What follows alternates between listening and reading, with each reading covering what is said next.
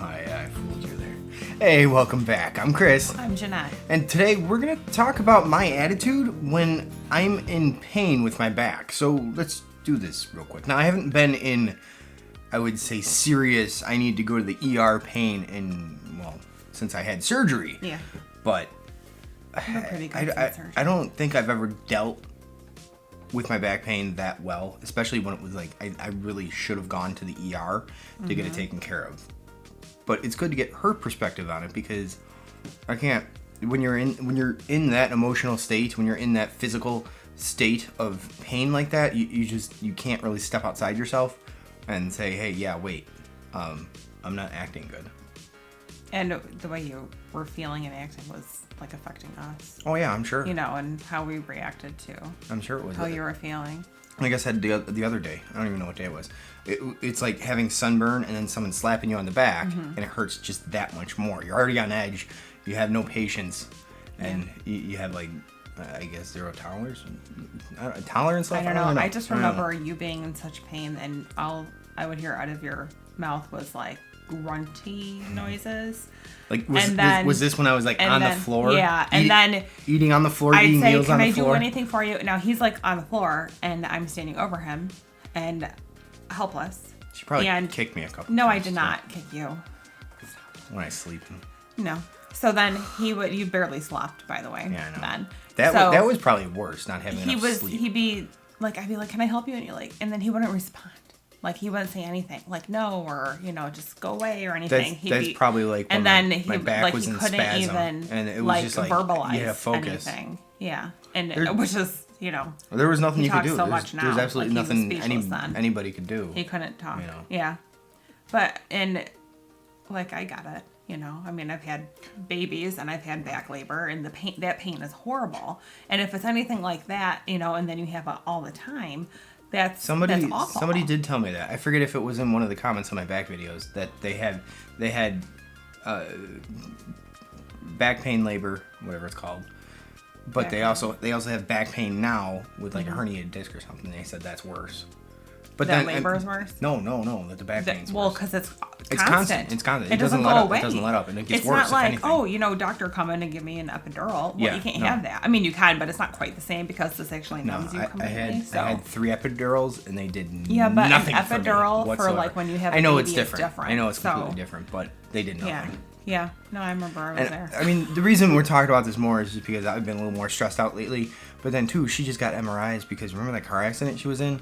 So I'm looking at the MRIs going, okay, well, I'm comparing it to mine. And I'm like, it's not as severe as mine, but there's some concerns in it. It's like the disc itself is pretty dehydrated, dark. If you want to say. Yeah, it's dark on the MRI. That means there's not a lot of fluid in there and such. And it is a pretty there's a big bulge. Well, we didn't get the report back yet, so we don't know if it's herniation or bulge. There's a difference. The bulge would just be like it got squished and it's bulging out and pushing on the nerve. A herniation would mean I know that one of there's them a tear in it and the inside has leaked I don't know out. how they tell that from the MRIs are weird. They're weird looking. Read it somehow. They probably do MRIs on cadavers and then I guess and figure it out from there. Somehow you got to read it and then physically see it and see yes, this is how you read it. I had the MRIs because ever since the accident, it hurts so much to sit, and like I'm very uncomfortable right now sitting,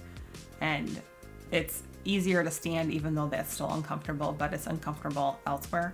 It just is more uncomfortable sitting. And like I remember when he was in pain, he couldn't sit very much, and he couldn't lay. He couldn't get comfortable in any position. And I don't want to be like that. I hope that doesn't come that way. I do not or want to doesn't see you like that end whatsoever. up that way. But just it's such a tough injury. It's not like you got cut and then you can see it heal. You know, or you broke your arm and you can baby it for a while until it heals. I mean, I would say back and like knee injuries and stuff. That's gotten better. This you can't see unless you have more MRIs or you start to feel better or. So in the same respect, she's been sitting too long. So. Yes, I have. We've been rambling too long. Yep.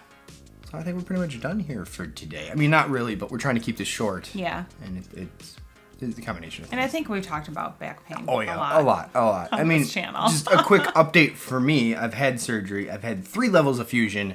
That means 2 rods in my back with 8 screws and then 3 spacers. They did a lot of work, I guess you could say. Not as much as somebody else who has like scoliosis or something like that, but just the same. If I didn't have this, they call it drop foot, but basically like my foot's paralyzed. I can't lift it up. I trip over it all the time. I have to wear a brace and stuff. If I didn't have that issue, I would say the back surgery was pretty good.